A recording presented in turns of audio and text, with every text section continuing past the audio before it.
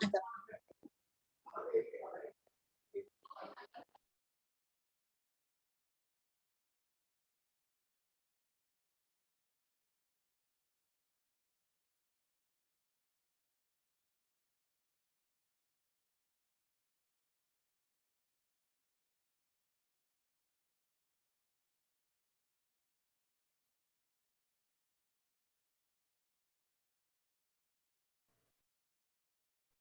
tal? Buenas tardes.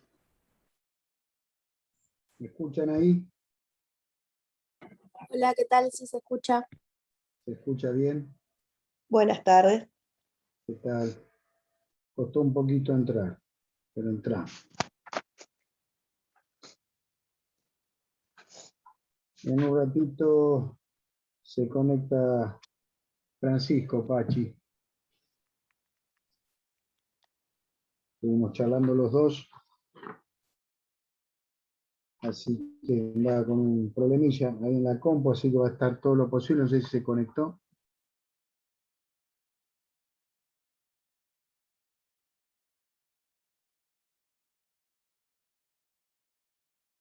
Voy a saludarlos a todos.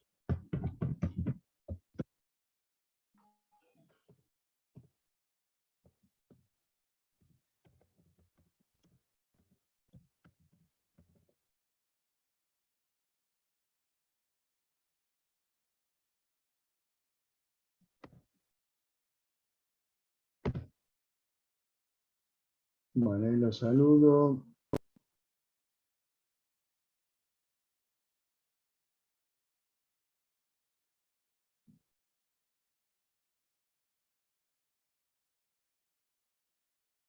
Bien.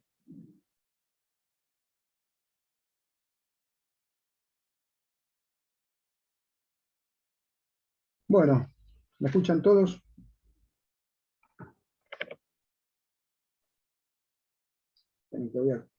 Sí, se escucha. Perfecto. Vamos a dar unos minutos ahí a ver si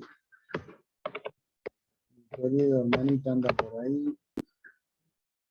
Vamos a conectar la batería.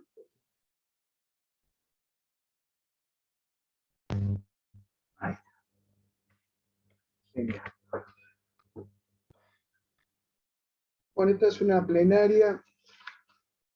Estoy mirando el programa. La bolilla 13.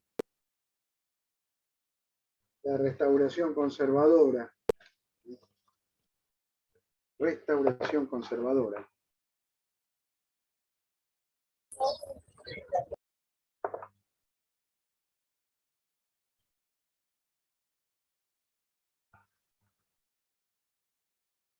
Ahora en unos segundos, esperen un segundito.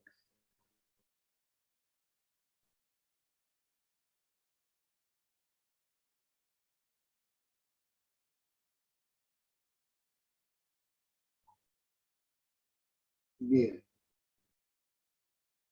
En esta restauración conservadora,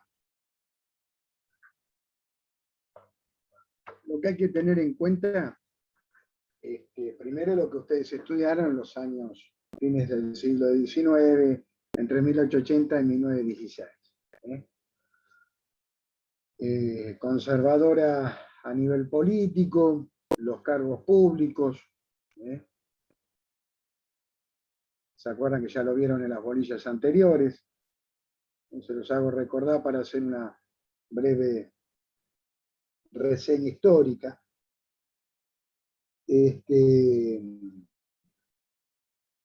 Hasta la ley Sáenz Peña, que la habrán visto en 1912. Anteriormente ese voto, un voto restringido a las élites, a los notables. Yo lo he explicado en varias clases, era un partido de notables. Partido Autonomista Nacional estaba conformado mayoría por abogados, ganaderos, empresarios de aquella época de la parte agroexportadora. Y sus principales cabecillas iban a ser Mitre, Roca, Carlos Pellegrini, Manuel Quintana. Bueno, es, digamos, esa serie de presidencias desde 1880 hasta 1916. Antes también había un orden conservador, pero le ponemos esa fecha para no embarullarlos. Entonces, lo que ustedes tienen que tener una idea que a partir de la sanción en 1912 de la ley Sáenz Peña, el sufragio secreto, universal, universal para todos los varones mayores de 18 años, porque la mujer no votaba, tampoco iba a ejercer cargos públicos. En esa época se va a elegir al primer presidente por voto popular, se puede decir, por la ley de sufragio universal, la ley Sáenz Peña, en 1916, al primer presidente constitucional, se podría decir, a través de la ley de sufragio universal, Hipólito Yrigoyen. Hipólito Yrigoyen, el primer presidente de masa, populista, en muchas medidas tomadas. Una primer presidencia envuelta en un conflicto internacional, que fue la Primera Guerra Mundial.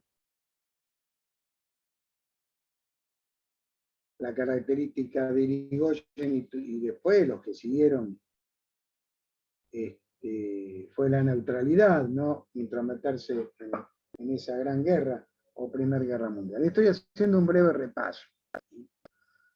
Primer presidencia que iba a durar desde 1916 a 1922. 1916, 1922. Tiro la fecha, nadie se las pregunta, pero para que ustedes se ordenen cronológicamente en la cabeza. Luego viene Alvear, entre 1922 y 1928. Vuelve Yrigoyen en su segunda presidencia en 1928, hasta el primer golpe de Estado de la República Argentina, que es el quiebre, se dice que es el quiebre constitucional, el 6 de septiembre de 1930. El quiebre constitucional, el 6 de septiembre de 1930. Les doy una breve reseña para acoplarnos a esta parte de la historia, que es la restauración conservadora, como estoy leyendo acá en el programa. Ahora, Yrigoyen en su segunda presidencia tuvo que enfrentarse a numerosos enemigos internos y externos. Internos porque, para entender el golpe de Estado, las Fuerzas Armadas habían, en el seno de las Fuerzas Armadas, sobre todo en el ejército, las ideas políticas ya se habían dividido. Las ideas políticas dentro de las Fuerzas Armadas se habían dividido. Ustedes saben que el auge de los nacionalsocialismos y sobre todo del fascismo en Italia, encabezado por Benito Mussolini a partir de 1922 y posteriormente en 1933 por Adolf Hitler, el Partido Nacional Socialista y el Partido Facho, iba a ser de admiración para nuestro ejército, para un vasto sector del ejército, a favor de ese eje que se iba conformando entre Italia, Alemania y otros países que iban a seguir las dictaduras fascistas de aquella época. Nuestro país no fue ajeno. En los años 20, las Fuerzas Armadas Argentinas, y en especial el sector del ejército, ya iba a tener decisión en la política interna. Y lo vimos con YPF. Ya iba a intrometerse en la vida interna del país.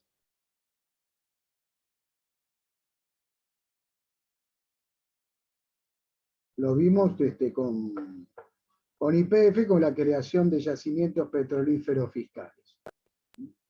El general Enrique Mosconi, con Yrigoyen y Alvear, digamos, el ejército comienza a tomar decisiones internas dentro de nuestro país. Y son decisiones del tipo nacionalista. Cuando uno habla de nacionalismo, iban a absorber las ideas fascistas, vuelvo a repetir, de Italia, las ideas fascistas de Italia, y las iban a volcar en el golpe de Estado, maestro ejército estoy hablando, ¿no? En cabeza de José Félix Uriburu. Uriburu fue el primer dictador, se puede decir, que dio el primer golpe de Estado. Si voy muy rápido, no sé si voy rápido, yo hablo y dicto a la vez. Es la pedagogía que no me enseñó nadie y lo aprendo solo. No hace falta que me enseñe nadie. Así que vamos tranquilos. Nos tomamos un vermut tranquilo y vamos hablando de esta etapa tan interesante que es la década del 30, la década infame. Le dicen que fueron infames, pero la gente iba a trabajar. Ahora no sabemos, no va nadie a trabajar. Pero no van a decir eso porque van a tildar de demagogo, golpista, asesino, facho. Pero bueno, nada que ver, ¿eh? Nada que ver. Pero conociendo a mis abuelos de aquella época, conociendo a gente allá en Buenos Aires, ¿no? Que iba a laburar, la industria era otra, la pujanza, en la época de Alvear, Irigoyen, la época inclusive de los conservadores también, más allá de lo que se le puedan criticar, la gente iba a trabajar, no iban al psicólogo, no había tiempo de nada. Se sacaban de los arrabales y directamente el nene y tenías que ir a trabajar. Era lo mejor que hay. La mejor educación que eran las escuelas fábricas, inclusive formada por Irigoyen, ya en los años 17, 18, en los años 20. Pero bueno, estamos en una etapa bastante convulsionada. Pasamos la Primera Guerra Mundial, viene la paz armada, Tratado de Versalles, para ir moviéndonos en el ring. Llegamos a la segunda presidencia, voy a repetir, de Irigoyen, candidato popular que dio posibilidad de ascenso a las clases medias. El otro candidato fue Perón también, pero antes fue Irigoyen. Ya se le había dado concesiones a la clase trabajadora en aquel momento. Irigoyen les dio las 8 horas diarias o 48 semanales a partir de la ley de septiembre de 1929. Esto para ir resumiendo por qué viene el golpe de Estado. En primer lugar, lo vieron esta medida de política laboral como una especie de demagogia, como una especie de decir Irigoyen era bolche, y empieza a dividirse ya el seno de los radicales. El seno del partido se dividió ya antes entre personalistas, los seguidores de Irigoyen, perdón, Hipólito Yrigoyen, y los seguidores de Alvear, los antipersonalistas, digamos los más liberales, no tan populistas, se podría decir. El término populista no tiene una referencia de izquierda y de derecha, puede ser de izquierda o de derecha los términos, las medidas que pueda tomar.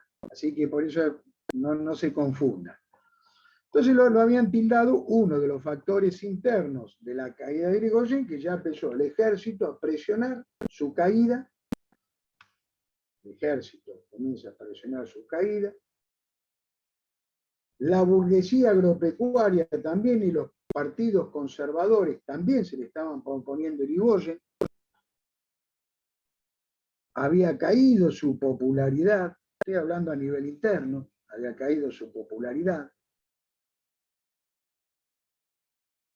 Partidos conservadores, el Partido Socialista también lo estaba acercando, provocando esta caída y auspiciando el golpe de Estado. Los medios gráficos también, como Crónica, había medios gráficos que le hacían propaganda en contra, burlándose de don Hipólito Yrigoyen. Esto es toda una verdad en el aspecto interno, pero en el aspecto externo, en el año 1929,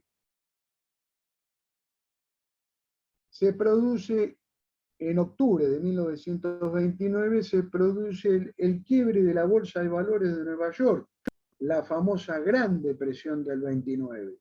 Muchos se deben acordar, si lo googlean o en YouTube lo ponen, fue en el corazón del capitalismo norteamericano, nada más ni nada menos. Cae las bolsas, las acciones, hay cierre de fábricas en Estados Unidos, se produce una desocupación, sobre todo en el sector de la industria textil norteamericana, se produce una desocupación que se calcula en 12 millones de trabajadores a la calle, en aquel momento era muchísimo ese crack. El liberalismo se podría decir que fue derrocado por traición política de su alrededor, por supuesto que sí. A Irigoyen lo dejaron solo, es una opinión mía, ¿no? A Irigoyen lo dejaron solo. De hecho, la pregunta, muy buena pregunta acá del alumno, la sociedad fue pasiva ante la caída de Irigoyen. La sociedad fue pasiva. Había bajado su popularidad, ya los sectores medios se estaban estancando en cuanto a salarios. ¿Qué pasaba? La élite conservadora y liberal a la vez pedían más que nada una reducción de salarios, que iba en detrimento de esa clase media que fue quien apoyó desde la primera presidencia a Irigoyen hasta el golpe de Estado del 30, por supuesto, ¿no? Entonces, esa crisis del sistema, del modelo de producción, del sistema capitalista, de la crisis, de la quiebra de la Bolsa de Valores de Nueva York, el Jueves Negro se llamó, de 1929, repercutió en el mundo. Repercutió en el mundo. En nuestro país, en algunas industrias, en la industria de la construcción y la industria textil, fue la que más repercusión tuvo en los despidos de trabajadores. En los despidos de trabajadores. Entonces se produce la desocupación, igual que en el resto del mundo, no solamente el corazón del capitalismo del mundo, comienza a estancarse, es decir, hay un desequilibrio económico provocado por una gran depresión, hay una gran acumulación de stock de producción de bienes de la superpotencia, sobre todo de Estados Unidos, bajan esos precios, ¿por qué? Porque no hay compradores, no hay consumo, que es un poco lo que puede pasar en estos momentos en el mundo, entre China y Estados Unidos. En ese momento entre Estados Unidos, Gran Bretaña, el Commonwealth y Europa. Cuando Europa se recupera, ya no le compran los bienes a Norteamérica, a Estados Unidos, por lo tanto hay una acumulación de stock, sobre todo de la parte del agro, ¿no? De alimentos, en Estados Unidos, y se produce una baja. Además, la Argentina, en la década del 20, tenía un gran Producto Bruto Interno. El Producto Bruto Interno de la Argentina sumaba a la de Brasil y España, por ejemplo. O sea que nosotros teníamos un buen poder adquisitivo. Digamos, una producción y un PBI del cual era un país que se lo tomaba en importancia, sobre todo en la producción agropecuaria. Y también un pequeño desarrollo en la industria siderúrgica y metalúrgica, ¿no? Obviamente traída por los inmigrantes a fines del siglo XIX y las primeras 2 décadas o 3 décadas del siglo XX. Esas industrias que se fueron instalando en la Argentina fueron de vital importancia para la absorción de mano de obra de inmigrantes y de los autóctonos o criollos que venían del interior. Entonces, En ese auge económico, Estados Unidos tenía, a ver qué dice, ¿qué tiene que pasar para que vuelva eso? Profe, tiene que pasar poner un paredón con rueditas, más o menos, ¿no? Eso decía un amigo que andaba por ahí. No van a decir eso, ¿no? Porque si no las autoridades me van a expulsar dentro de poco, ¿no? Porque esto hay que cambiarlo, de un día para esto hay que cambiarlo directamente. Si ustedes se cruzan frente a la facultad, está lleno de gente desocupada, nadie con planes sociales, del cual no sirven más. No hay mano de obra calificada, eso es un peligro. Las escuelas ya no preparan a las nuevas generaciones para los desafíos, son muy pocos los colegios, los alemanes, los israelíes, Japón, Corea, por ahí, para los nuevos desafíos del mercado laboral del mundo, ¿no? Nosotros no, seguimos tocando la guitarra. Pero bueno, estamos acá. En aquel momento la Argentina era un país de proyectos, no tanto antes también y después del radicalismo, pero estamos en la década del 20, en las dos presidencias, las tres presidencias radicales. Entonces, en aquel momento que la gente tenía ganas de trabajar, obviamente tenía que ir a hacer una huelga, ¿no? Eran huelgas de trabajadores, no huelgas de desocupados como ahora, que piden trabajo, yo no digo que no. Algunos pedirán subsidio. Pero en aquel momento se pedía trabajo porque también había desocupación. Y antes de la terminación de la segunda presidencia de Irigoyen había formado 2 o 3 centrales obreras. En el año 27 se creó la COA, la Central Obrera Argentina, que era de extracción socialista. La USA, que era la Unión de Sindicatos Argentinos. Y la FORA, la tradicional FORA, anarquista, perseguida ya por la ley de residencia, ya a principios del siglo XX.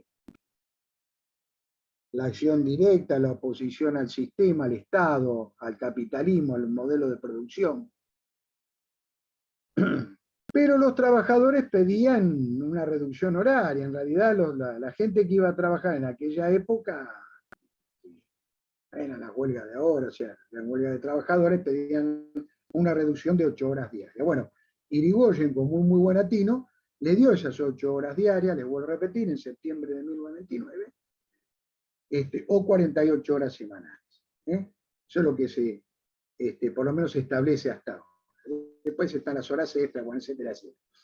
Entonces, esto lo vio, vuelvo a repetirlo, la Unión Industrial, la oligarquía de aquella época como un grave problema, sobre todo el sector industrial, porque se le estaba otorgando demasiada importancia a los pedidos de la clase trabajadora. Otro factor, y vuelvo a repetir, interno, de la caída de don Hipólito Yrigoyen. La creación de los sindicatos trajo complejo para bien, pero también no nos hizo del todo. Bueno, es una pregunta para hablar de la historia del sindicalismo. Yo te doy una cosa, te digo algo, no me acuerdo que me preguntó. No vas a comparar los delegados gremiales de aquella época sindicatos con los ladrones que hay ahora. No, ahora, bueno, directamente se llevan el premio. Y principalmente por el jefe de la CGT, Moyano. Pero en aquel momento era gente de una increíble honestidad, ¿no? Guardaban la plata. ¿Por qué? Porque en un accidente de trabajo se solidarizaban con la viuda del accidentado, sobre todo los estibadores del puerto, en los lugares de la construcción donde los accidentes de trabajo son industrias de riesgo.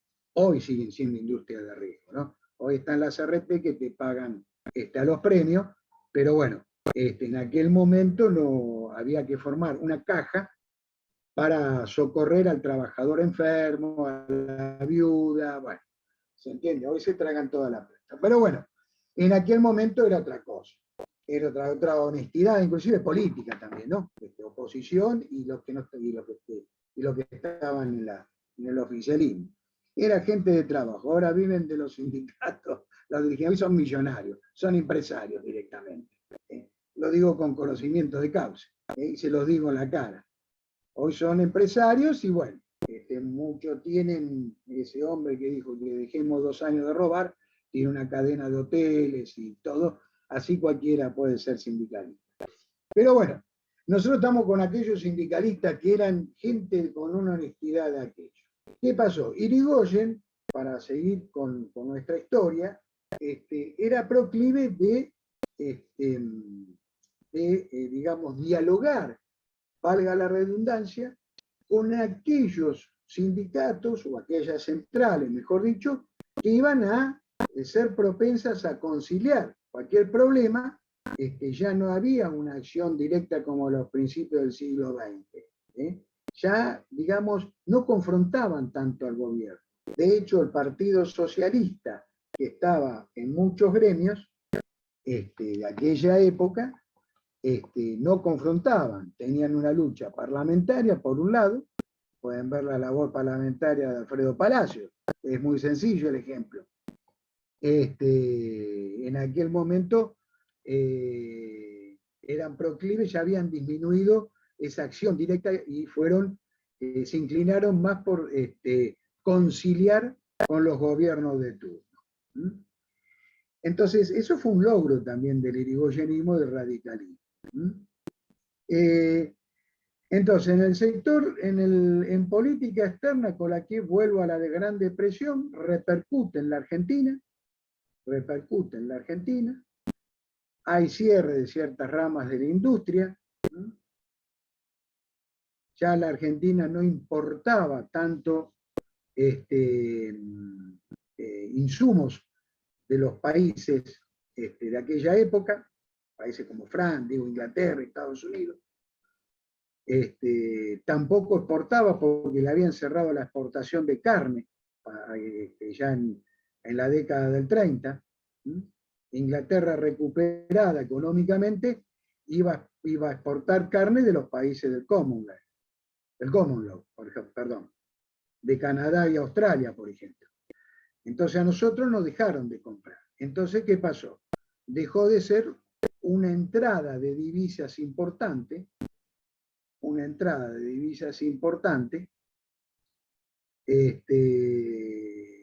para el país.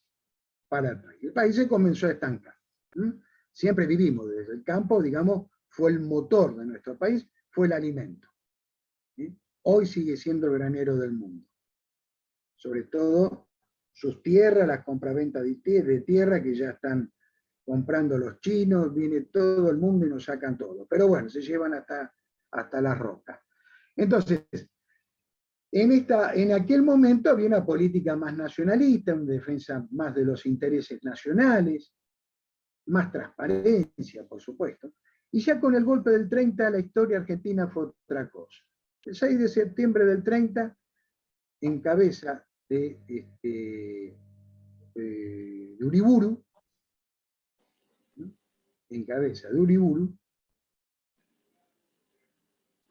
se da el golpe de Estado. Vuelvo a repetir. El seno del ejército argentino en aquel momento estaba dividido en proclives, digamos, a quienes se inclinaban más a favor de Inglaterra, anglófilos se podría decir, y otros del fascismo italiano, que veía con buenos ojos su disciplina militar, etcétera, etcétera. Por otro lado, el ejército argentino estaba preocupado también por pertrechos, armamento. Ya en aquel momento Chile y Brasil tenían una cierta ventaja en armamentos, esto es anecdótico, ¿no? Pero bueno, frente a la Argentina. Entonces, también veían una especie de atraso en cuanto a tener nuevos armamentos, etcétera, etcétera. Esa era un poco la injerencia que tenían las Fuerzas Armadas. Entonces, este señor, este general, Uriburu, que fue de tendencia corporativista fascista,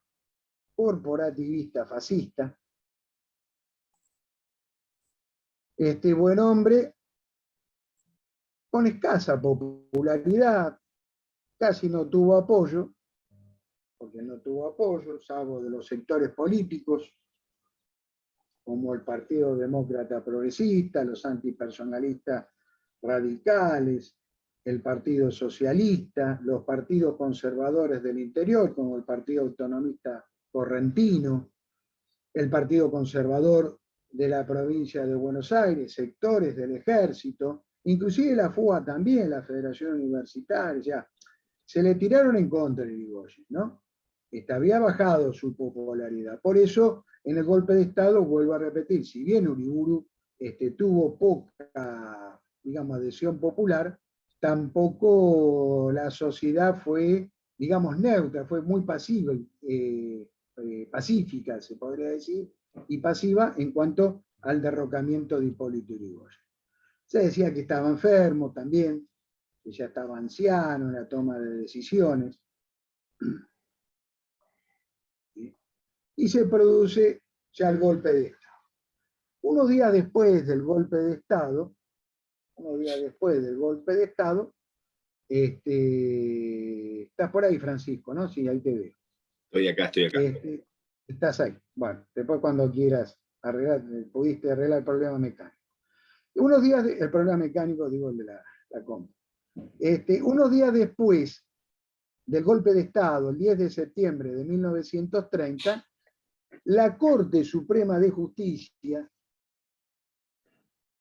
esto es una acordada, una especie de acordada, decreto, como lo quieran llamar, y prácticamente pareciera que fuera una norma y un requisito sine qua non, ¿no?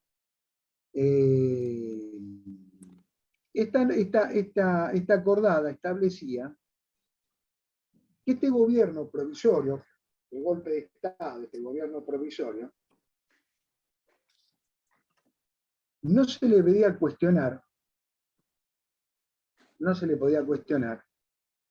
ni la designación de los gobernadores de facto, ni los actos de gobierno de facto, solo por el hecho de que el objetivo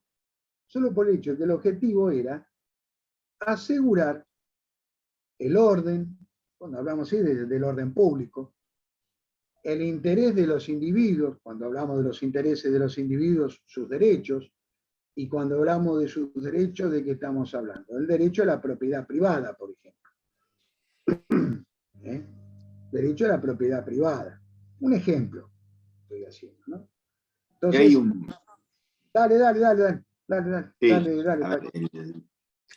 El hecho de la acordada que dicta la Corte, buenas tardes, antes que nada, la verdad que jurídicamente es uno de los episodios más tristes de la historia del Poder Judicial del país. Porque si bien el gobierno le pide, o sea, eleva una consulta a la Corte para que se exprese sobre el golpe, lo cual es, en primer lugar, ya es un hecho inaudito. Porque ante una situación así, la Corte automáticamente lo que tiene que decir es que hay una violación de la Constitución Nacional. Claramente es lo que debería haber ocurrido. Pero dicta una acordada, que además una acordada es un instrumento jurídico que se utiliza para fijar criterios para los tribunales inferiores. Tampoco es una sentencia que puede ser aplicada a los ciudadanos o al resto de los poderes. Por lo cual ya arrancamos con toda una serie de falencias jurídicas increíbles. Y como le decía Fabián,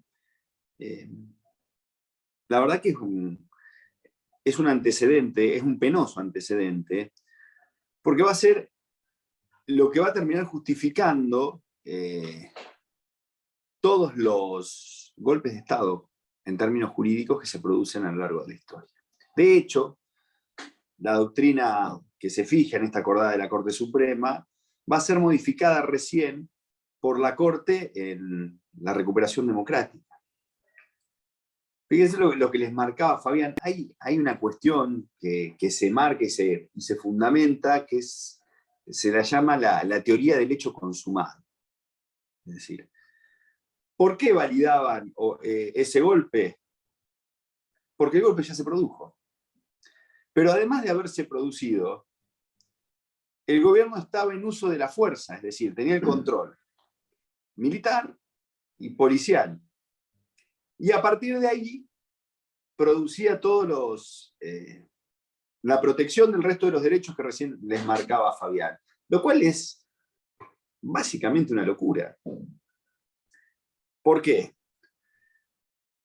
Porque ningún golpe de Estado, en primer lugar, puede ser convalidado por una situación de este tipo.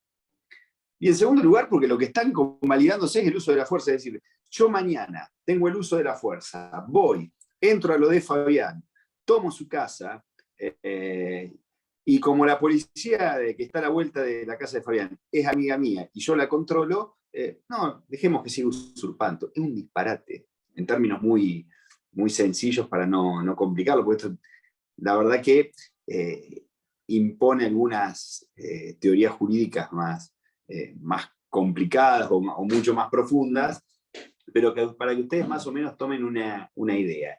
Y además, se basan en otra cuestión que también es un disparate. Y se basa en el hecho de decir, bueno, pero en la proclama, este gobierno dijo que iba a respetar la Constitución. Yo digo que voy a jurar por los santos evangelios. Es lo mismo, a ver, es casi una profesión de fe, pero con una situación además irregular. Porque si bien es cierto que el golpe lo producen, que dictan una proclama en la cual dicen que van a respetar la Constitución Nacional, la pregunta que yo me hago y les hago, ¿se está respetando la Constitución Nacional si yo cerré el Congreso? Si yo, todos los funcionarios que fueron electos, los barrí, claramente no se está respetando la Constitución. Con lo cual se termina sentando la llamada doctrina de los gobiernos de facto, que realmente, insisto, tiene una gravedad institucional muy grande, chicos. Porque va a terminar convalidando y permitiendo estas cuestiones. Pero además toman otra cuestión que tiene que ver con las llamadas cuestiones políticas no judiciables. Y la Corte dice que esta es una cuestión política además no judiciable, por lo cual lo que ocurrió no puede ser discutido. Y el tema de las cuestiones políticas no judiciables, lo van a ver bien cuando vean teoría constitucional y cuando vean derechos humanos, pasa por otro lado. Acá nosotros no encontramos una cuestión política no judiciable. Acá encontramos un gobierno que usurpa el poder, que lo toma por la fuerza, y que el Poder Judicial, que tiene que ser el garante del respeto por la Constitución, nos dice que ese título no puede ser judicialmente discutido.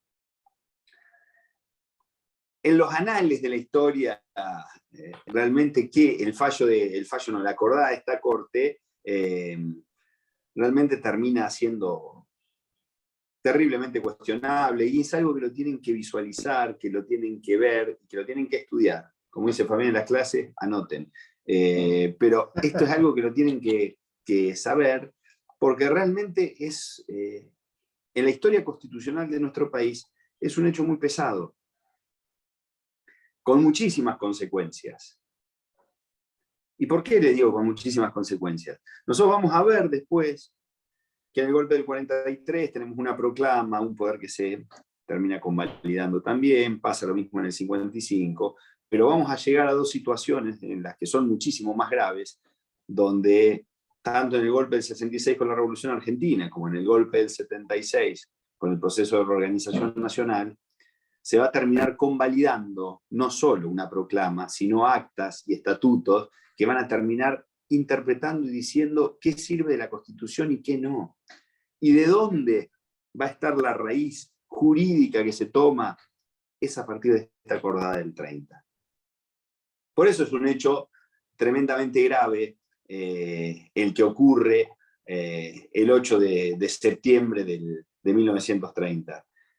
Porque siendo un precedente jurídico que a la postre en la historia ha sido terriblemente grave, y que lo tienen que ver, que lo tienen que leer, que tienen que desgranarlo, entender esto de la teoría del hecho consumado, entender por qué, o plantear por qué la Corte terminó validando esta cuestión. Ahí alguien decía, estaban comprometidos. La verdad que sí, que a ver, en un golpe de Estado seguramente todos los funcionarios están comprometidos con cualquier situación que pueda ocurrir. Lo que también hay una realidad es que cada uno decide ocupar un cargo, y el rol que se ocupa en el Poder Judicial, y más en la Corte, es ser garantes del cumplimiento de la Constitución. Ahí Mario creo que preguntaba algo. Entonces, esta Corte no ocupó ese rol, o no estuvo a la altura de cumplir su función de ser garante de la Constitución, sino que estuvieron más pendientes de conservar sus lugares, generando un hecho forzado, muy rebuscado para la interpretación, pero que, bueno, que lamentablemente generó muchas consecuencias. Y que a partir de ahí genera que esa restauración conservadora que se dé, evidentemente tenga no legalidad, podemos decir, ni tampoco legitimidad, pero sí un margen para poder llevar adelante otros actos y situaciones también de gravedad institucional. Porque nosotros vamos a ver que esto que les marcaba Fabián con relación a cómo se dio el golpe, la legitimidad que tenía Uriburu, la relación que tenía, hacía que no pudiera sostenerse en el gobierno, y que se termine haciendo un llamado a elecciones. Elecciones que vamos a ver que empiezan a ser totalmente irregulares. ¿Por qué? Porque los conservadores no tenían chances de ganar las elecciones. Si hay algo que había ocurrido a partir de la sanción de la ley de Sáenz Peña, es que el radicalismo en el poder había ganado todas las elecciones. Y cómodamente había ganado todas las elecciones. Y esta situación le pasa a los conservadores. Y además generamos otro nuevo antecedente, que es el de la anulación de las elecciones. Cuando no nos gustaban los resultados, se anulan las elecciones. Y esto pasa con la elección de la provincia de Buenos Aires, donde el radicalismo triunfa, se anula la elección, y iniciamos otro antecedente que nosotros vamos a ver que se da en distintas oportunidades de anular elecciones. Pero además se inicia una etapa que está marcada por el fraude. Más allá de otras cuestiones que vamos a ver que tienen que ver con el desarrollo, con la cuestión económica, con el desarrollo industrial, de cómo se da, con el crecimiento y la migración que se empieza a dar a partir de la apertura de fábricas, de la extensión del ferrocarril, etc. Claramente este periodo está asignado por el fraude. Fraude que llaman patriótico. Y a veces, yo siempre, creo que la gran mayoría, si no lo han visto, lo pueden ver. Uno dice, pero ¿cómo es esto? ¿Cómo se hacía el fraude? Yo les recomiendo, ustedes me van a decir qué está diciendo este hombre, que miren el famoso videíto, ha circulado mucho por YouTube, de Olmedo y Porcel, ¿sí? En Las mujeres son cosas de guapos, que hay un video sobre el fraude electoral, que está tomado muy risueñamente, pero esa era la forma en que se hacía el fraude. El fraude tenía que ver con violencia, tenía que ver con cambiar las urnas totalmente, tenía que ver con los matones de cada uno de los lugares que empezaban a controlar la situación. Es decir, se da, por eso se llama este periodo la restauración conservadora también, porque se está volviendo ley Sáenz Peña vigente, entre comillas, a uno de los periodos más oscuros, que era el anterior, donde no se respetaba la voluntad popular. Y antes no se respetaba y no teníamos la ley Sáenz Peña, pero ahora encima teníamos la ley Sáenz Peña. Entonces, esta cuestión y estas situaciones institucionales que se dan son para poder definirlas. Ustedes tienen que tener en claro qué es esto del fraude patriótico, qué es esto de la acordada del 30, cómo se empieza a generar toda esta situación. Seguí nomás, Fabián.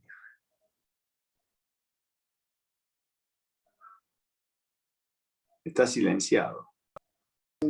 Me puse a hablar como loco malo. En esta proclama, en este objetivo que tuvo Uriburu y su gabinete, ¿no?, fue suspender la Constitución Nacional, suspender ese régimen democrático naciente. Querían volver al viejo sistema electoral y aún querían aplicar un sistema de voto calificado, no igualitario. Eso fue parte de esa proclama. Por otro lado, había que perseguir a los opositores políticos. Se habían formado una sección especial dentro de la policía para investigar los delitos de tipo político, gremiales de aquella época.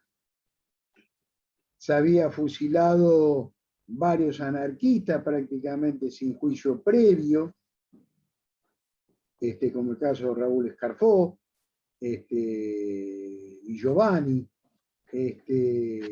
varios anarquistas de aquella época habían sido atrapados y fusilados por solamente la aplicación de la ley marcial. Es decir, lo que buscaba Uriburu era erradicar aquellos malos elementos de la sociedad que ya lo hablaba la ley de residencia. Ellos volvían a aplicar esa ley de residencia, que seguía estando vigente de la segunda gobierno de Roca. Muchos fueron expulsados del país, muchos anarquistas, y otros fueron atrapados y fusilados. Entonces, prácticamente sin juicio previo. Se aplicó la ley marcial. Eso fue otro de los objetivos que tuvo el gobierno de Uriburu. Con respecto al radicalismo, muchos militantes y seguidores de Irigoyen fueron detenidos, o sea que fueron encarcelados. De hecho, Irigoyen, ya enfermo, estuvo detenido en la isla Martín García, del cual se agravó su enfermedad y muere en julio de 1933. Pero estuvo preso, un preso político sin juicios, sin nada.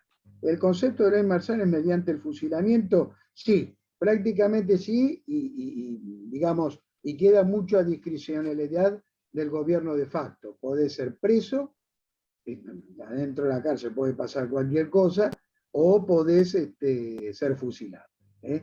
No hay algo, digamos, constitucional que pueda defender la ley marcial. Estamos en un gobierno de facto. Estamos en un gobierno de hecho, de facto, no legitimado por el pueblo. Así que la pregunta, creo que la respuesta viene por ese lado. Entonces, muchos fueron perseguidos, se aplica la ley de residencia, se expulsan muchos anarquistas de aquella época. El mensaje anticomunista también estuvo en auge en muchos gremios como la construcción, los textiles, los comités comunistas de aquella época, de los años 30, del cual tenía que combatir Uriburu. La oligarquía de aquella época veía con malos ojos a todos estos elementos, a todos estos políticos, sindicales gremiales de la clase trabajadora de aquella época. Uriburu también, ¿querés decir algo? Dale. Sí, y además esto también hay que comprenderlo en el marco internacional que se vivía, es decir, lo que hoy le marcaba Fabián con la aparición del fascismo, claramente tiene su influencia. Es decir, cuando nosotros hablamos de que este periodo está asignado por el autoritarismo y por la represión, que se plantea un tipo de gobierno corporativo, pero con un corporativismo orientado desde el Estado, es decir, el Estado es quien decía quiénes iban a ser los distintos grupos con los que iba a cogobernar, por así decirlo, y además en un planteo donde se iba por la reforma de la Constitución, es decir, para instalar este modelo corporativista. Esa era la posición original que por ahí tenía Uriburu y que quería llevar a la práctica. Dejando de lado la situación de los trabajadores y de los sindicatos, como decía Fabián, y prácticamente volviendo a la aplicación de leyes como fueron la ley de residencia, la ley de defensa social. Es decir, había todo un criterio del corporativismo que iba a estar dado con quiénes, con los sectores empresarios, con los sectores del campo, con el sector claramente definido de la iglesia, y además con la representación y el ejercicio y formando parte del gobierno de algo que nosotros mencionábamos en el periodo de Irigoyen, que era la Liga Patriótica. Que ustedes recordarán, la Liga Patriótica tenía características xenófobas, antisemitas, que había surgido durante el periodo de la Semana Trágica y que claramente tenía un criterio de perseguir a los sectores anarquistas, comunistas y socialistas. Entonces, eso que se había conformado como reacción a lo que había significado el ascenso de los sectores de la clase media, porque el radicalismo lo que había significado es que los sectores de la clase media accedan al poder, lleguen a la administración pública, había posibilitado el hecho de que los hijos de esos inmigrantes que habían tenido la posibilidad de educarse en la escuela pública, que habían accedido a la universidad y habían llevado adelante la reforma, hoy fueran disgregados. Y la respuesta de eso era el intento de organizar la oposición, es decir, el radicalismo trata de reorganizar la oposición, pero el fraude electoral termina imponiéndose.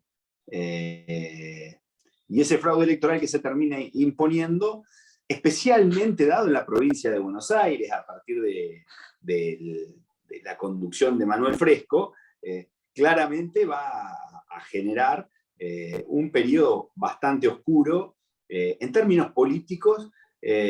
Vamos a ver que en otras cuestiones hay unos avances, pero en términos políticos es un retroceso, como bien se dice, al siglo pasado. Entonces, esas cuestiones ustedes las tienen que ir visibilizando. En sí la política, yo había dicho crónica, era Crítica y La Nación, los medios. A veces se me va la cabeza. Digamos, los medios que porque se mirás opusieron... los programas de Crónica TV, por eso. Exactamente, me gusta el sensacionalismo, me morboseo con eso. Vos sabés que sí, el diario Crítica, creo que fue de los Botana. De los Botana fueron el diario Crítica, ¿no? ¿Vos no te acordás de los Botana? Fueron unos de los Botana, sí, de los Botana. Bueno, eso digamos, fue un gobierno débil del de Uriburu, que duró de 1930 a febrero de 1932. No importa exactamente la fecha, pero más o menos fue de efímera duración. El otro tema que estaba justamente tocando Pachi es que es importante que el corporativismo ponía al Estado por sobre la sociedad. Ponía al Estado por sobre la sociedad, al estilo fascista italiano. Un carácter, un autoritarismo. Ahí un alumno preguntó sobre la ley marcial y otro preguntó sobre el contexto internacional de la Guerra Civil Española, si dividió. Sí, dividió. Eso ya fue en la época de Alvear. Muchos socialistas radicales, comunistas también, que ya habían abandonado la lucha de clases, se sumaron a los gobiernos democráticos de aquella época y defendían el republicanismo español. Si hay un alumno que preguntó eso. Y los sectores más conservadores, católicos conservadores, defendían más que nada lo que era el franquismo o la falange. También se empezaba a hablar de Hitler, ¿no? Bueno, sí, también. Ya a partir del 33 se empezaba a hablar de ese hombre bajito y de bigotes, el jefe del nacionalsocialismo, Adolf Hitler. Pero bueno, ojo, vuelvo a repetir, nuestro ejército se divide en los que son más liberales y hacían una autocrítica Uriburu ya, iban a seguirlo Agustín P. Justo, muchos venían de ser oficiales de la época de Alvear, y ser proclives a la formación inglesa, ¿no? A la doctrina inglesa, y otros a la doctrina nacional socialista, o fascista, mejor dicho, como el caso de Uriburu. Esto para que tengan unido, o sea, que dentro del seno de la Fuerza Armada ya se estaba dando esa división.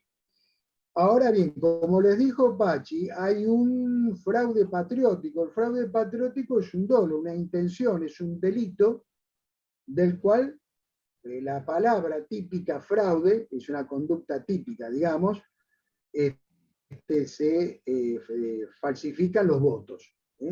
Tal es así que entre abril de 1931 y noviembre, la segunda elección de 1931, que había dado Uriburu, había ganado el radicalismo, con Honorio Porredón, no importa los nombres, pero anularon esas elecciones.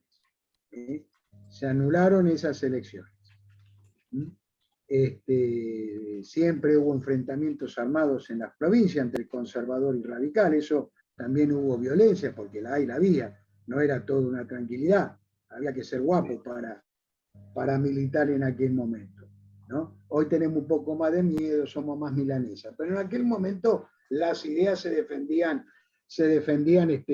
con arma y fuego. ¿Por qué? Porque el duelo era permitido. El delito de duelo recién, o el duelo, digamos, se prohíbe en los años 60. Entre ellos los que se batían a duelo, Alfredo Palacio, bueno, ahora Lisandro de la Torre. Varios.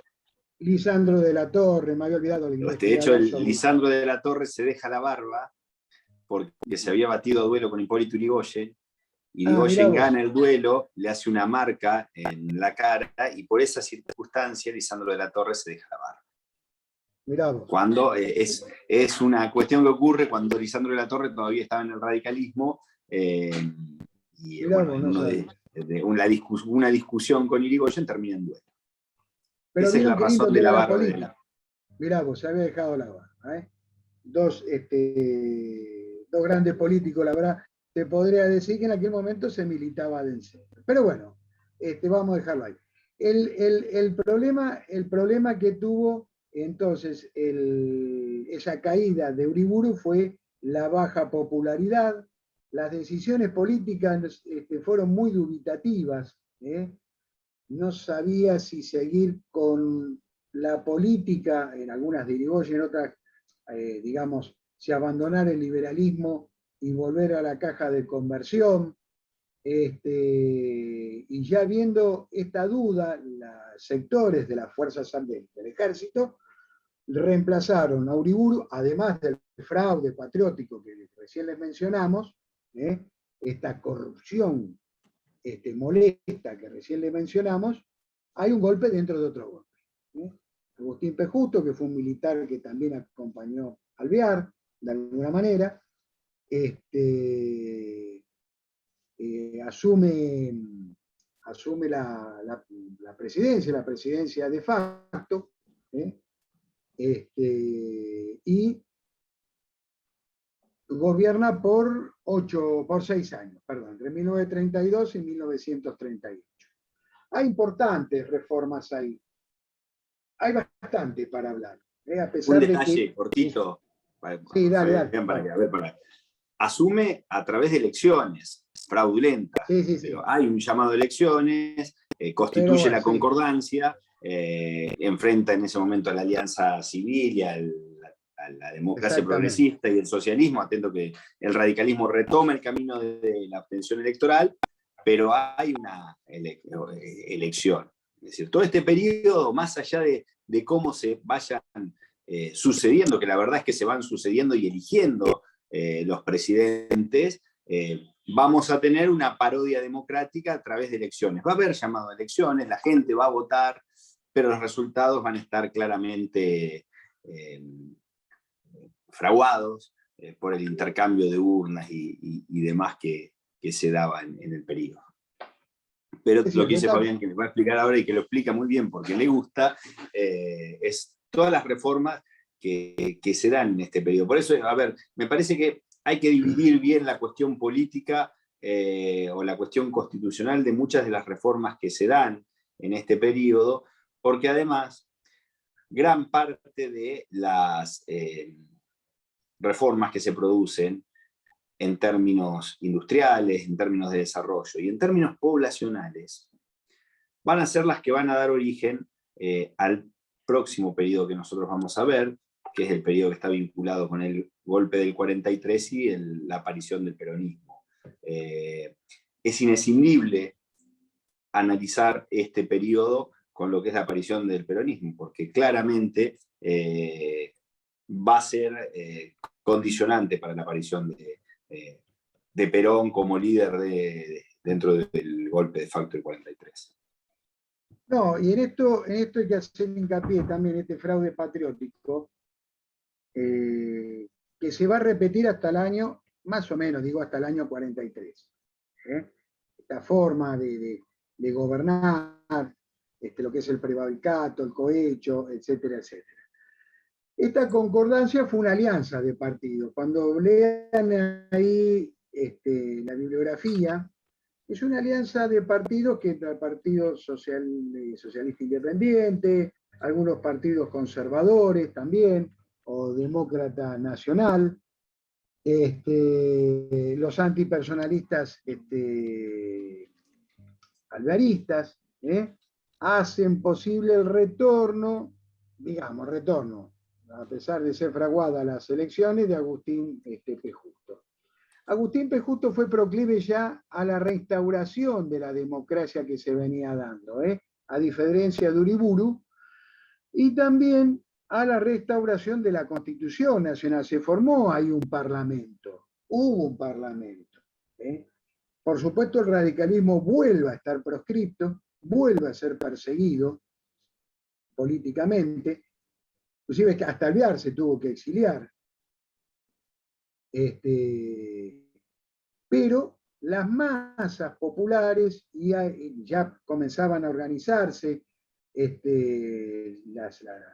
lo que es la clase trabajadora, en cuanto a huelgas que se fueron dando, pero antes de entrar en las huelgas, hubo ciertas reformas en aquella época, en esa etapa de 1932 y 1938, que fue primero el Pacto Roca-Racine. Ya en 1933, Inglaterra le deja de comprar carne a la República Argentina, por lo que estábamos viendo, se tenía que defender el sistema comercial encabezado por Gran Bretaña, seguido por Canadá, Australia, Nueva Zelanda y creo que Sudáfrica también. Y tenían que ver ellos, tenían que comprarle a estos países satélites de la Gran Bretaña su producto agropecuario, sobre todo pecuario. Nos dejan de comprar la carne a nosotros, que fue un importante comercio, digamos, y entrada de divisa e intercambio comercial. Entonces la oligarquía de aquella época presiona para decir a Agustín P. Justo y al hijo de Julio Argentino Roca, para decir, muchachos, tenemos que volver a la cuota que vendíamos nosotros porque estamos perdiendo mercado. Es lógico. Yo si soy empresario haría lo mismo. No lo soy, pero si soy empresario haría lo mismo. Entonces, ¿qué buscaron? Llegar a un acuerdo con Gran Bretaña, el pacto Roca-Racine en mayo de 1933, con Racine en Ottawa, y el hijo de Roca. Pero fue, dice, un pacto de la vergüenza, siempre se tuvo muchos pactos de la vergüenza acá, como se vendieron los ferrocarriles en la época de Menem y entregaron la fábrica. Bueno, el pacto Roca-Racine era un nene de pecho, prácticamente. Pero bueno, siempre pone el pacto de Roca-Racine. Pero muchos pactos Roca-Racine, eso es lo que quiero decir. Pero dio hincapié en esa primera dictadura militar, ¿no? Entonces, ¿qué pasó? Le dimos importantes concesiones a Inglaterra, sobre todo el transporte terrestre, el transporte urbano, el ferrocarril. También dejamos que un 15% de nuestra producción ganadera vaya a abastecer a nuestro frigorífico para exportar. No teníamos la maquinaria, así que prácticamente esa fue las cláusulas poco beneficiosas, ¿no? Y se beneficiaron ¿qué? Con este pacto de Roca-Racine. Primero, la concesión que le hicimos de los ferrocarriles y del transporte urbano de pasajeros a Inglaterra, que se llevaban la ganancia, no se podían congelar las tarifas, significaba que al trabajador que tomaba el colectivo en aquel momento, o el tranvía de aquel momento, debía pagarlo, con aumento, si había aumento. O sea que el Estado no iba a intervenir en ese contrato. Para darles un ejemplo. Por otro lado, también iban a bajar aranceles de la importación de más de 138 productos manufacturados provenientes de las industrias inglesas. Por otro lado, iba a haber una reducción casi a cero de una materia prima importante que producía Inglaterra, que era el carbón.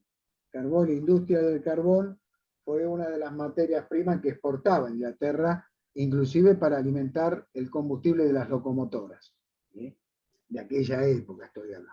Pero bueno, esto es un poquito las concesiones que le da la Argentina y del cual también hubo importantes voces que se alzaron en contra del gobierno de facto, sigo insistiendo lo mismo de aquel momento, y se formó dentro del seno del radicalismo, con Jauretche, Scalabrini Ortiz, una oposición que se llamó o se autodenominó Forja, la Fuerza de Orientación Radical de la Joven Argentina, Forja, que después se mezclan un poco con la primera etapa de la presidencia del peronismo, sobre todo Jauretche y Raúl Scalabrini Ortiz. Pero bueno, para que le dé una idea, ese grupo de radicales querían volver a defender los intereses nacionales, a defender los intereses nacionales. Pero acá hay otra etapa, acá hay algo importante de las medidas políticas económicas tomadas en aquel momento, entre el 32 y el 38. Se creó la Junta Nacional de Granos, que regulaba los precios de los productores agropecuarios de aquel momento, la Junta Nacional Vitivinícola de vinos, de las carnes.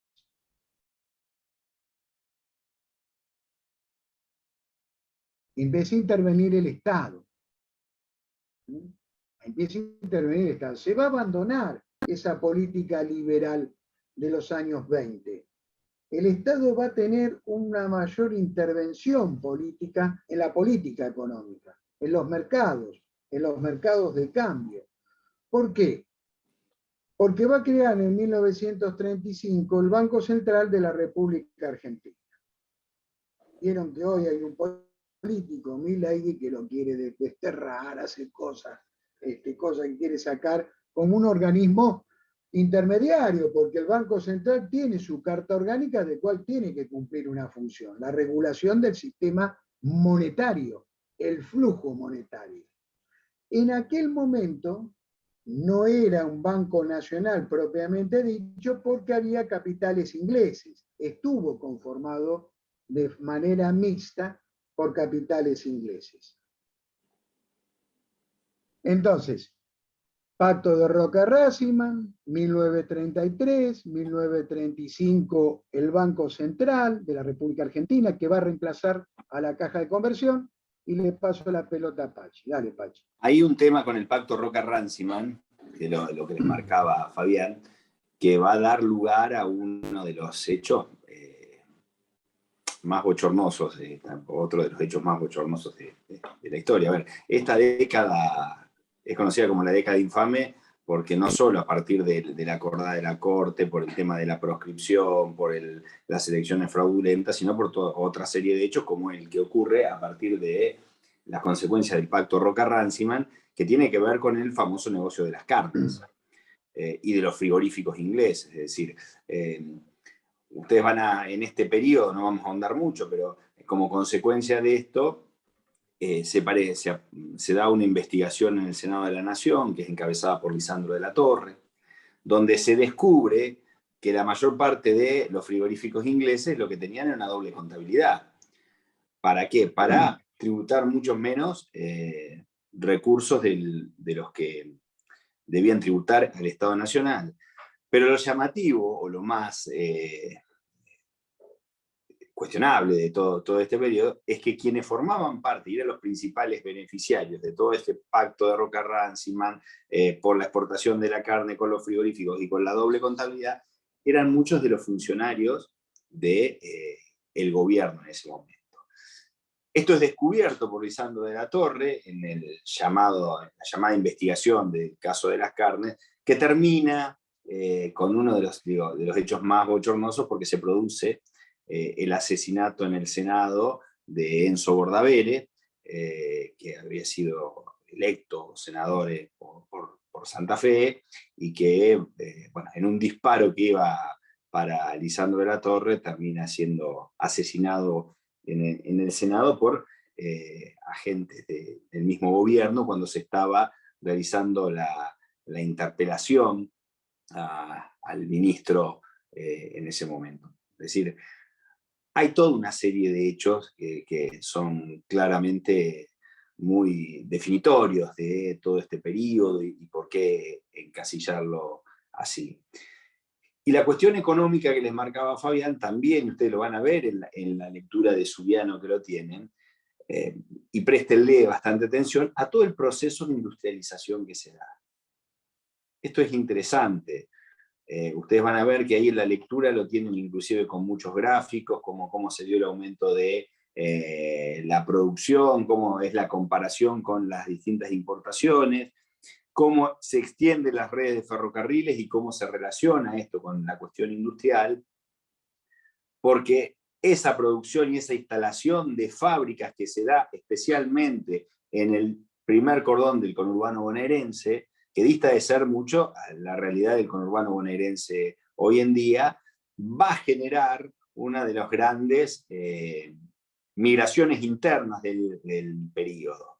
Es decir, la migración interna, especialmente del interior de nuestro país, está relacionada con un crecimiento de la industrialización que se da en este periodo y la posibilidad de trabajos alrededor de las grandes ciudades, que da lugar a gran parte de los asentamientos de lo que fue el conurbano bonaerense y a una realidad de trabajadores que no tienen representación.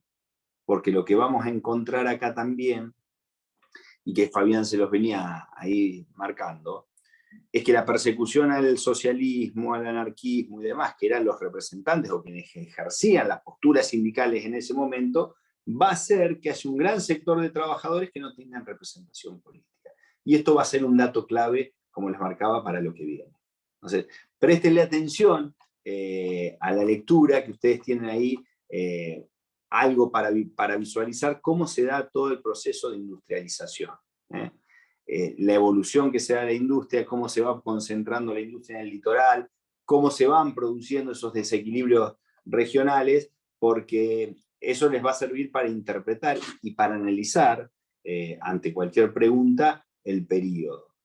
Esto es importante porque vamos a tener crecimiento poblacional, crecimiento industrial, desarrollo de las vías del ferrocarril, acompañado de un sistema político que está cada vez más tenso ante las situaciones que se venían dando. Dale, Luli.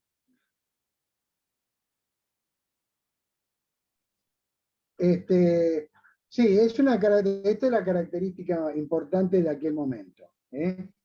Muchos sectores nacionalistas veían con malos ojos ya, vuelvo a repetir, este pacto Roca-Racing, recién le mencionó Pachi también, y empezaron a ver a Gran Bretaña como un enemigo, los grupos nacionalistas fascistas, se podría decir. Estos grupos veían que los intereses eran más beneficiados, los intereses británicos que los intereses argentinos, a partir del Roca-Racing, a partir también de la política petrolera que se estaba llevando. Ahora bien, les hablé de Forja, esta fuerza de orientación radical de la joven argentina. Posteriormente, esta década no termina y se vuelven a producir unas elecciones y se prepara la sucesión de Agustín P. Justo y termina con dos conservadores, quizás un poco liberal también, que es Roberto Marcelino Ortiz y Ramón Castillo, del 38 al año 43. No se olviden que la Constitución establecía 6 años de periodos, para más o menos tener una idea. aunque la Constitución estaba prácticamente suspendida. Seguimos con el fraude patriótico, como se le llama, con los sobornos, con los aprietes también, ¿no? Porque era una política en algunos lugares de la Argentina muy violenta, una política caudillista, sobre todo de los conservadores de la provincia de Buenos Aires, prácticamente manejaban grupos, se podría decir, hasta parapoliciales de aquella época. Pero hay una sucesión de Agustín P. Justo, ya Roberto Marcelino Ortiz y Ramón Castillo. Se produce en el año 39, se inicia la segunda, en septiembre, el 2 de septiembre de 1939, la Segunda Guerra Mundial. Y acá la Argentina entra otra vez en juego en esa política, digamos, si éramos neutrales, seguimos con la política de Irigoyen, neutralistas, no meternos en cualquier conflagración, por una cuestión de que no, tampoco era la nuestra, pero no íbamos a dejar de abastecer con alimentos. Eso hay que tenerlo muy en cuenta. Y se produce algo que es muy importante en la década del 30, porque las grandes potencias estaban rearmándose y la reasignación de recursos ya no estaba para la industrialización de otras ramas de la industria, valga la redundancia. Entonces nosotros comenzamos a reemplazar las industrias, tuvimos la capacidad, gracias a la vida, de reemplazar esos productos, insumos que faltaban en la Argentina para abastecer el mercado interno y a desarrollar nuestra propia industria, que fue el proceso o el modelo de industrialización por sustitución de las importaciones. Esto es importantísimo. Modelo de industrialización por sustitución de las importaciones. Por repetir, en aquel momento donde el obrero era calificado, había ganas de trabajar, un montón de cosas, ¿no? Las industrias caminaban, los industriales, la burguesía tenía por lo menos una idea de decir, bueno, muchachos, armemos el aparato productivo. Teníamos una marina mercante que ya venía a los años 10 inclusive, había ganas de hacer cosas, ¿no? Pero bueno, era la Argentina de aquella época. Entonces, ¿a qué voy? Estoy hablando de los conservadores. Entonces, a ver, lo que quiero decir con esto es que se empezaron a multiplicar las industrias. Empezaron a crecer las industrias hasta el año 45-46. Se llegó a acaparar hasta esa época más de 1 millón de obreros. Absorbieron el mercado laboral. De tener 34.000 obreros en el año 1916 a tener a 1.100.000 de obreros, en aquel momento con 18 o 20 millones de habitantes, era muchísimo. La Argentina era un país para mirar, y era un país donde la gente venía a trabajar. Había desocupación, pero se iba a buscar trabajo. ¿Sí? Entonces, a lo que voy es a esto. En esa época de Roberto Marcelino Ortiz, que muere en el 40, lo reemplaza Ramón Castillo, algunos proclives, digamos, dentro, entonces seguía esa división, si seguíamos con el eje, si seguíamos con, en ese momento, en el 41, cuando entra Estados Unidos en la guerra, seguíamos aliados a Estados Unidos. Bueno, fue toda una división, una presión entre la política exterior alemana y la política inglesa y norteamericana por el otro lado. Entonces, en aquella época la Argentina tiene un auge en ese modelo de sustitución de las importaciones para abastecer el mercado. A ver qué me preguntan acá, ¿se produce el asesinato de Enzo Bordavere en esa investigación? Permiso, me tengo que retirar, no hay ningún problema. Por favor, acá somos democráticos. ¿Qué dice? Al finalizar la Segunda Guerra Argentina, Segunda Guerra Mundial, es elegida por la gran masa. Lo copiás y lo mandamos. No, nada. Acá dice, la Segunda Guerra. Argentina es elegida, sí, vuelven emigrantes. Otra cosa que se produce en esa década del 30 es un freno a la migración. Ya no venían tantos migrantes, ya no migraba tanto la gente. Y para que tengan una idea. Después del 45 hay un importante. Por eso es clave en ese periodo, no la inmigración, sino la migración interna. Ah, totalmente. Sí, sí. Ese es el proceso. La industrialización, el desarrollo de la industrialización por sustitución de importaciones genera ese nuevo cordón de desarrollo que no va a traer inmigrantes del extranjero, sino migrantes internos. Esto es lo que yo les decía hace un ratito. El tema de la gente del norte, del litoral, que viene a trabajar a los cordones de desarrollo urbano y de industrialización en busca de nuevos horizontes y trabajo. ¿Por qué? Porque la cuestión agropecuaria había caído en el periodo. No es un dato menor, pero eso ténganlo en cuenta. Nosotros hemos tenido distintas olas de inmigración de extranjeros. Y acá lo que tenemos es un proceso de inmigración interna. Sí, y algo que es importante, en el año 41, dentro de esa época conservadora, la industria en producción, en Producto Bruto Interno, supera la agropecuaria.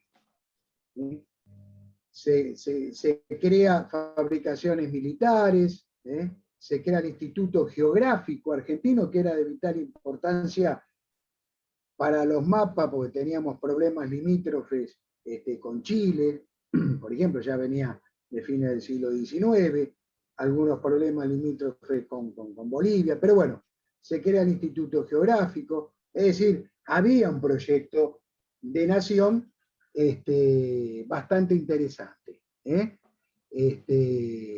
Así que en esa etapa, digamos, hubo un pequeño auge económico de incorporación de mano de obra a la industria. Y hay dos sucesos, también mueren dos caudillos, dos políticos, entre ellos Alvear y Justo, uno muere en el año 1942 y 43, y prácticamente la Argentina queda, por decirlo de alguna manera, queda céfala de dirigentes políticos. Entonces Castillo procura elegir digamos, un liberal al estilo norteamericano, conservador, proclive ya al estilo de la alianza inglesa, aliancista, digamos, más que en inglés, que fue un empresario de los ingenios azucareros, Robustiano Patrón Costas. Un conservador del norte argentino, de la zona de Salta y Tucumán. Esta convención conservadora lo había propuesto. El problema de la Argentina en aquel momento fue, volvemos otra vez, la caída de la moral, la credibilidad. El movimiento obrero no tenía ya esa dirigencia, ya se había creado la CGT en el 30. Entonces había que darle una dirección. Esta dirección se la iba a dar un movimiento dentro del seno del ejército, que algunos vienen de la Logia San Martín, la Liga Patriótica, o la Legión Cívica más que nada, que fue el GO. Un grupo de oficiales unidos, entre ellos estaba Perón, Juan Domingo Perón, que había sido, había estado en Italia, había conocido la política en ese ejército de montaña en el año 1933, una comitiva, había estado en el golpe del 30 también, se lo ve derrocando Uriburu, Irigoyen, perdón, acompañando a Uriburu, en ese momento era teniente o capitán, después pide disculpas, bueno, pero había participado del golpe de Irigoyen. Entonces, ese general, o ese teniente todavía, no había llegado a general, a partir del golpe del 4 de junio de 1943, y asume estos generales, esta élite, digamos, del GO, que quieren darle a la Argentina un nuevo impulso a los intereses nacionales, terminar con esa década infame, con esa década del fraude patriótico, con esa década que caracterizó al prevaricato, al cohecho, y que buscaban un nuevo, vuelvo a decir, una nueva transparencia, una nueva moral. En ese manifiesto querían reivindicar este golpe de Estado de junio de 1900, el 4 de junio de 1943, querían reivindicar el rol de las Fuerzas Armadas. Esto es importante, el rol de las Fuerzas Armadas. Salir en defensa de los intereses de la patria, decía este manifiesto. Por otro lado estaba la proclama de este golpe de Estado, era volver a la honradez administrativa, vuelvo a repetir, terminar con el peculado, la corrupción, el fraude patriótico, el peculado. ¿Ya terminamos? Gracias. Listo, ¿querés agregar algo más? 8 y 2. Vamos cerrando, sí. Dale, no sé qué si querés No, hay agregar. una cuestión también para entender, me parece que en todo este periodo, y ustedes ahí lo van a ver, por eso es importante que vean la proclama y cómo se produce el golpe. Lo que hay fuertemente es una división, además, en el ejército en relación a qué hacer con la Segunda Guerra Mundial. Claro. Que no es un dato menor. Donde gran parte del ejército, especialmente el GOU, tenía la voluntad de participar o de acompañar el eje Roma-Berlín-Japón. Es decir, había toda una concepción de acompañamiento al nacionalsocialismo en ese criterio del ejército, que ¿por qué no lo terminan de implementar? Por una cuestión de que necesariamente están en conflicto con la posibilidad de que Estados Unidos intervenga dentro de la política.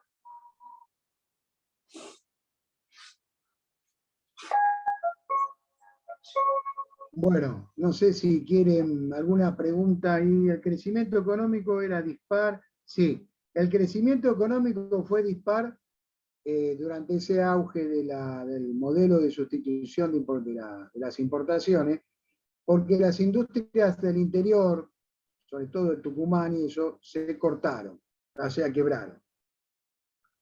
Y hubo mucho auge en los polos industriales de Buenos Aires, por supuesto, y el Gran Buenos Aires, que se formaron los cordones suburbanos, los que hoy conocemos Ciudadela, Edo, Morón, para aquel lado, hasta llegar a Moreno, Paso Rey. Un ejemplo les estoy dando.